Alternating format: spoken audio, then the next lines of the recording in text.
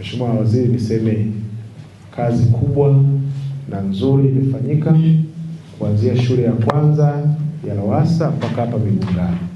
Tuna kila haja kupongeza serikali yetu ya Daktari Samia Suluhu Hassan. Tuna kila haja kupongeza wewe kama waziri mwenye dhamana ya TAMISEMI kusimamia fedha hizo zikaletwa huku na kuendelea kuzifuatilia. Lakini tuna kila sababu ya kupongeza uongozi wa mkoa, mkuu wa mkoa na katibu tawala wa mkoa kwa kazi nzuri mnayofanya kusimamia miradi hii ambayo inaletwa katika wilaya zetu.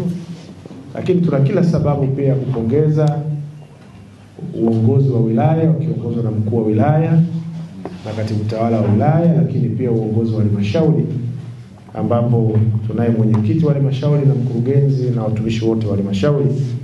Lakini pia tuwapongeze walimu wetu ambao unajua miradi hii imesimamia usiku na mchana, ndio maana tunaona matokeo mazuri sana.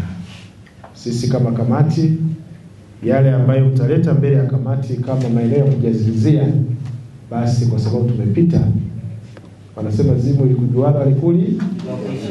Sasa tunazo shule nyingi za sekondari nchini, lakini kamati hii imepata bahati kupita shule ya sekondari Migungani. Kwa hiyo kichwani wetu watu wakisema Migungani watu wanaelewa. Nilivyoingia kwenye darasa hili tulipo hapa, nimwambia mkurugenzi kwamba umejenga vizuri, hata huko kutakuwa vizuri. Lakini nilivyomuona mkuu wa shule alivyochangamka, nikajua hapa kazi ilifanyika. Na mimi nimempa zawadi ya shilingi 10,000 kama soda. Waswahili wanasema, mara mimi naenda na misemo, mcheza kwao hutunzwa. Hongereni sana. Hongereni halmashauri, lakini waziri pekee hongera sana. Mwalimu mkuu tunakupa hongera sana. Mimi imani yangu kwamba jambo akipewa mwanamke halifeli hata siku moja. Na imani kubwa hiyo. Tumepita maeneo mengi, ukisikia wajumbe wanasifia na watu wana macho ni kwamba kazi iliyofanyika hapa ni nzuri. Wakati mwingine wanaweza wasifia wakakaa kimya, kwa unabaki na walakini hapa wamesema na kwa sababu wameridhishwa na kazi kubwa nzuri. Kwa kazi kubwa hii tumepiga mpaka makofi. Lakini vile vile pongezi hizi ziende kwa Mheshimiwa Rais wa Jamhuri ya Muungano wa Tanzania. Yeye kafanya kazi kubwa. Ametuletea awamu ya kwanza milioni 127.